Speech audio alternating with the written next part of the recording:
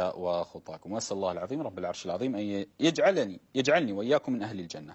زين، رسالة تقول: السلام عليكم ورحمة الله تعالى وبركاته. يا شيخ، خلقت الملائكة من نور وخلق الإنسان من التراب، فمن أين خلقت الحيوانات والحور العين؟ اسمع، سؤالك على قسمين. السؤال الأول، الشطر الأول، معلوم أن الملائكة كما قال النبي صلى الله عليه وسلم خلقت الملائكة من النور، ومعلوم أن الإنسان خلق من الطين ومن التراب.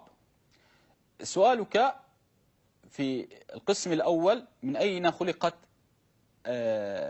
يعني الكائنات الأخرى عدا الإنسان والجان والملائكة؟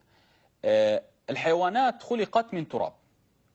دليل هذا الكافر في يوم القيامة لما الله عز وجل يقضي بين الحيوانات، الله عز وجل شانه يأمر الحيوانات أن تعود ترابا. فماذا يقول الكافر؟ يا ليتني كنت ترابا. دل على أن الحيوانات إنما خلقت من التراب. الشطر الثاني في سؤالك: الحور العين.